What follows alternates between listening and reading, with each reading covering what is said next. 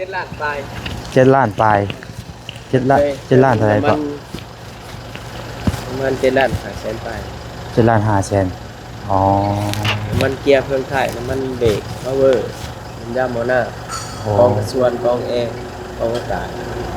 คือครบเซตในเซตนี้เลยเป็นยังไงเนาะดังหอนอีดเป็นยังไงเนาะ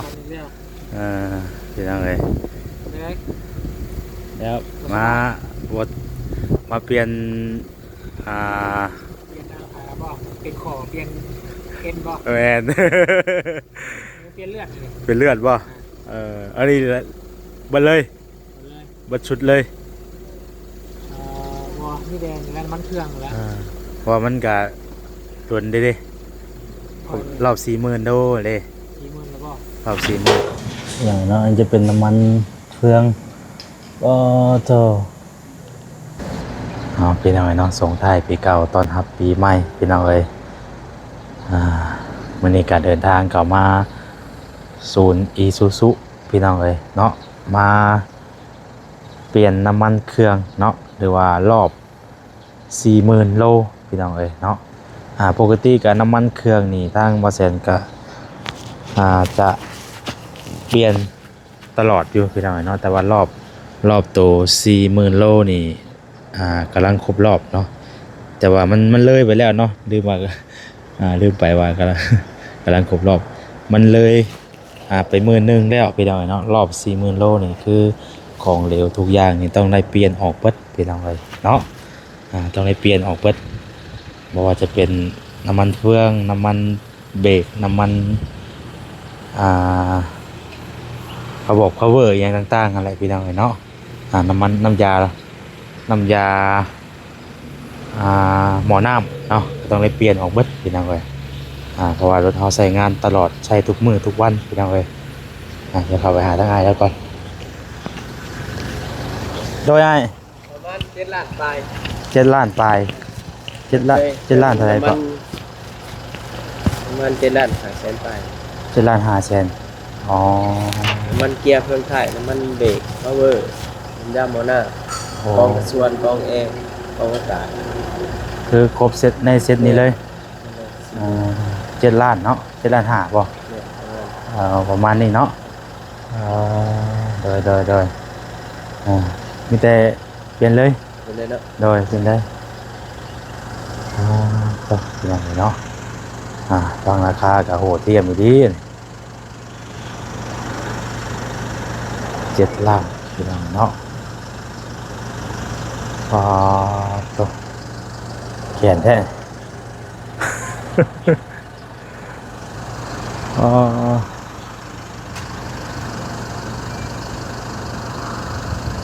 อันนี้เป็นประมาณพี่น้องเนาะบัตร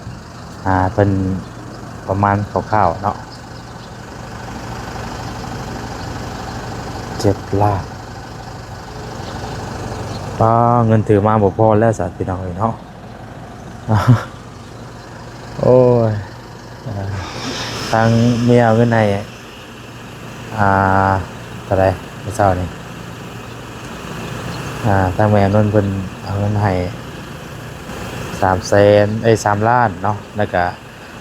เงินทางผู้หลักผู้ใหญ่เพิ่นฝากมาให้เป็นของขวัญวันเกิดแน่พี่น้องเนาะก็ได้มามุชนิดเพิ่นเลยพี่น้องฟังราคาแล้วก็น้องอ่อนลงกระหม่อมพี่น้องเลยเนาะเปลี่ยนเมื่อเซ็ตพอดี7 ล้านปลาย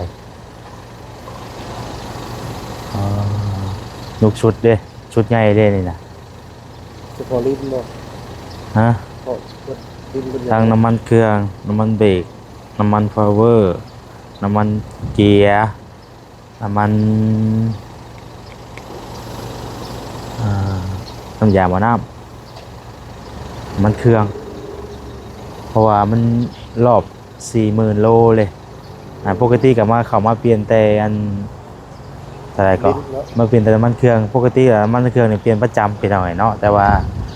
ในรอบตัวนี้นะเอาก็ยังบ่ได้เปลี่ยนสินะยังเลยไปได้ไป10,000เลยได้ ชัวเปลี่ยนดี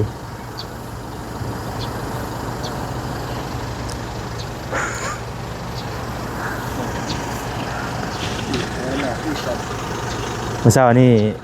เมียเอาเงินให้3 ล้านแต่พอดีได้เงินผู้ใหญ่เพิ่นฝากมาให้ของขวัญปีใหม่แน่ให้ผู้ละทานละ40-50หรือว่าเรื่องร้อยเนาะก็ได้มามูก็ยังบ่พอใช่บ่ดิยังบ่พออีกเลยบ่พอไปล้านปลายล้านห้าบ่เป็นหยังเป็นหนี้ใช้ก้อนตัวนี้ เป็นหนี้ใช้ก้อนเป็นจังได๋ซั่นเนาะมันบ่พอมันได้เข้ามาแล้วสินะเฮาก็อยากให้มันแบบเสร็จเลยสินะให้มันแล้วไปเลยว่าคันว่าสิเปลี่ยนแต่อย่างไรนึงก็มันก็ยังแบบ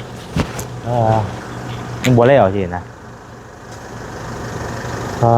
ตัวรู้สึกว่าสิแข็งปานนี้เนาะ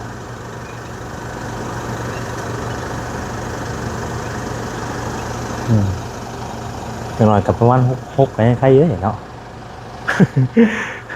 ที่ อันนี้โควิดเหรอ ฮะบ่ยังบ่ยังบ่นั่นดอกนี่ให้มันบีกบ่อยากว่าเอาถึงนะมันยังพอเซ็กเลยเด้มื้อนั้นก็เซ็กเลยเพิ่นก็ยังว่ายังอยู่นะช่วงนั้นถามเพิ่นเรื่องอะไรเพิ่นเปลี่ยนให้เด้ ก็มื้อนั้นก็เปลี่ยน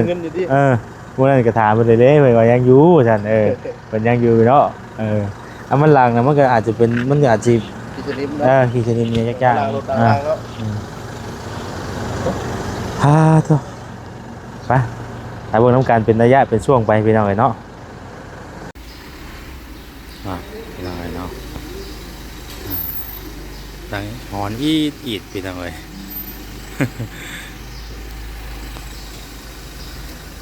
หลังอีดเลยมาเบรกเบิดปัญญังอยู่เพิ่นว่าหอนหลังอีด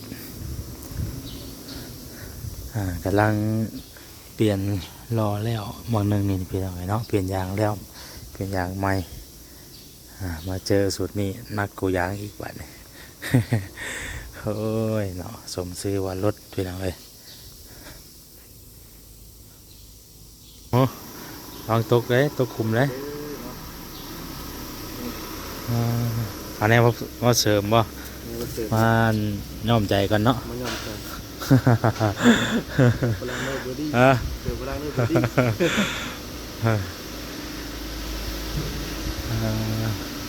เพิ่นกำลังสิเอาเข่ามาเซ็กเป็นอะไรเนาะมันเซ็กนะเปลี่ยนเลย เซ็กเปลี่ยนเลย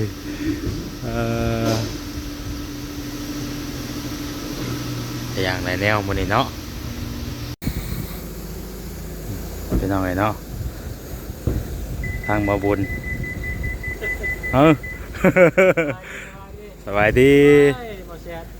พอกันแล้วมันนี่เนาะเป็นอะไร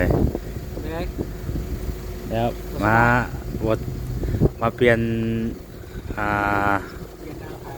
เป็นขอเปลี่ยนเอ็นบ่ แมน เปลี่ยนเลือดเลย เป็นเลือดบ่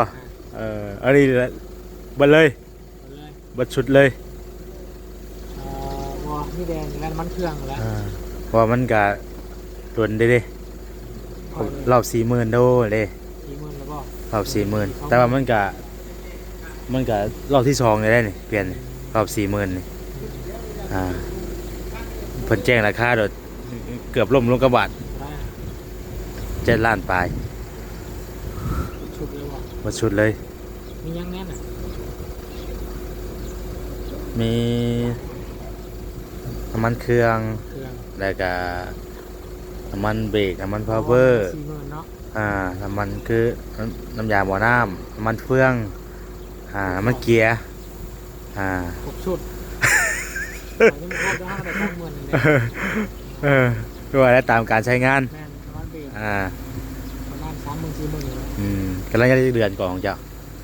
4 เดือนได้4 เดือนป่ะมันคอยเที่ยวที่2นี่เปลี่ยนชุดไปสินะเลยไปมื้อนึงได้นี่กะเลยไปมื้อนึงเลยประมาณ200 โลกำหนดพอดีแล้วก่อนจะขึ้นเซโปนเลยกลับลงมามันไกลเลยจ้ะ คันว่าน้ำมันเครื่องนี่เฮากายกะนั่นอยู่ตอนรอบตัวนี้กะมันก็กายได้มื้อหนึงได้เด้ กายมื้อดู เออ คน อ๋อ ไว้แล้ว สวยแล้วนี่ได้เติมยังนี่เติมได้ตะกี้อ่ะมันบกกับไม่ได้เติมมันบกกับไม่ได้เติมตะกี้อะนะป้าเจ้าป่ารอบนี้ก็เลยมาอันเลยเปลี่ยนออกไปเลยอ่า อันนี้มีแต่เป็นน้ำมันเครื่องเนาะวายุบบุญเลยครับว่าน้ำมันเครื่องเพราะว่าน้ำมันนั่นน้ำยาหม้อน้ำเนี่ยจะใช้เวลาเนี่ยเพราะว่าเพื่อมันย่อยออกเลยมันออกช้าเลยน้ำมันตัวนั้นนะโดย มันเครื่องท้ายบ่ แม่น ท้ายมันเกียร์มันเบรกมันเครื่องสี่อย่าง เฮ้ยก็ได้กะ เครื่องท้าย น้ำมันนั่นพร้อมเด้น้ำมันพาวเวอร์น้ำมันเกียร์ เอ้ยมันยกเสร็จเนาะ แม่นน้ำมันหยังน้ำมันนั่นน้ำมันเบรกน้ำมันพาวเวอร์อะไรเนี่ย6 อย่างนะ6 อย่าง ตีนทำอย่างที่บุกกันทำยังใหม่วะ ตัวนี้เนี่ยมันเป็นยางอะไรแต่วันนี้ก็เลยมันยังใหม่แหละก็เลย3 เส้นนั่นน่ะตัวใหม่เบิดอีกเส้นตัวนี้น่ะมันเป็นยางอะไรมันยังใหม่ก็เลยถอดมาใส่น้ำถ้าหาป้ามันก็เบิดคุ้นไปเชื่อนะก็เลยออกมาใส่น้ำบัดแล้วเอาตัวเก่าขึ้นไว้เป็นยางอะไรบัด เปลี่ยนกันเนาะ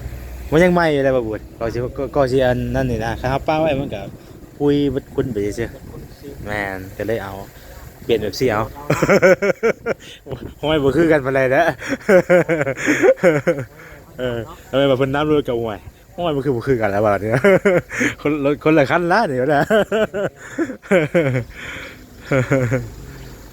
ไปเบี้ยทางใดในมื้อนี้ ก็ทีพอแล้วไปเชฟโปน ไปใช้ปูนบ่เออ ถามมาแต่ไทยเมื่อวาน โดยเช้ารุ่นแล้วล่ะว่าไป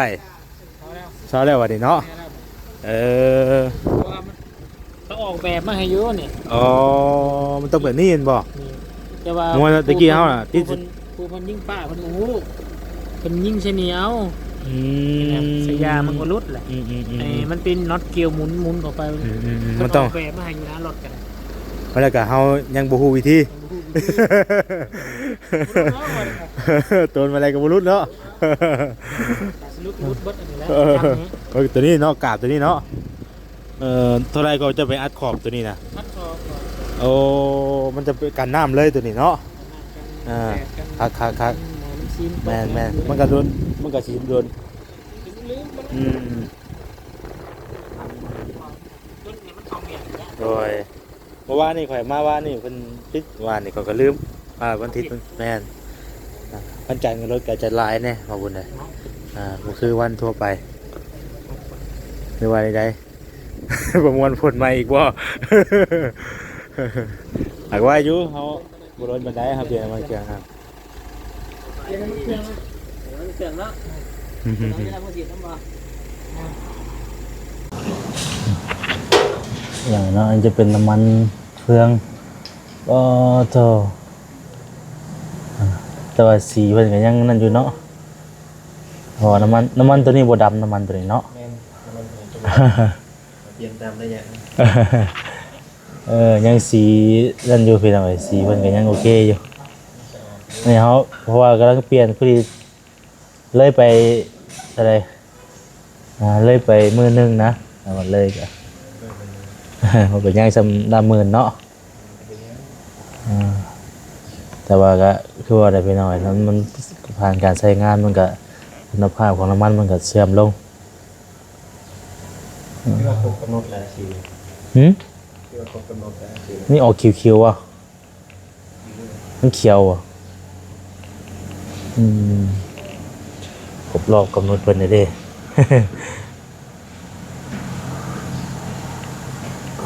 มันเฟืองมันเบรกไปหน่อยเนาะ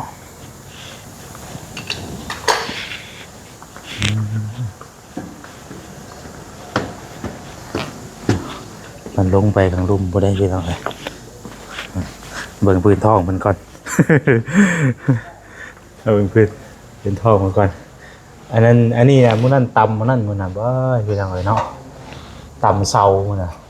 ตำเสาอยู่โรงเรียนบ่เห็น เพราะฉะนั้นโบเห็นมันต่ำต่ำเข้าไปผู้ดีเป็นเล็กอยู่ขึ้นท้องมันประมาณนี้เป็นยังไงเนาะ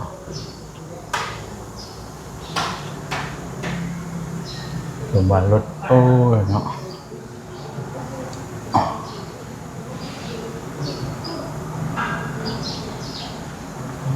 มันยายังมาหน่วยอยู่เป็นยังไงมันเล็ก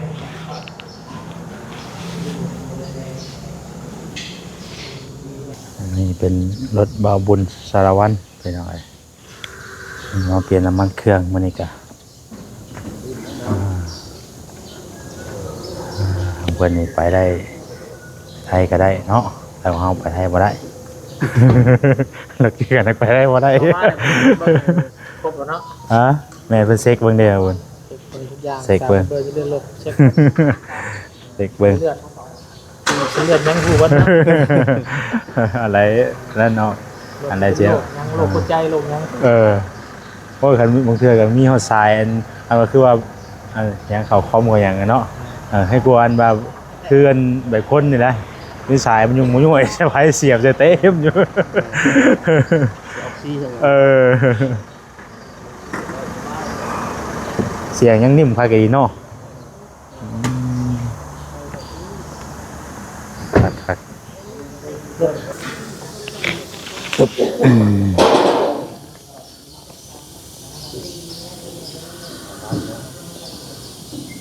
เป็นเซ็กเบิ้งเพื่ออะไร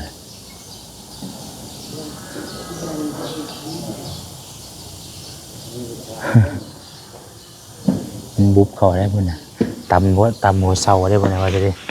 ตำตีนเสาดิ แม่นบ่ ตำตีนเสาเนี่ยมันบุบเขา เมื่อกันดูลงเห็นบ่ ตำตีนเสาบุญนะโอ้ยกระจายหน้าเลยบุญเพิ่น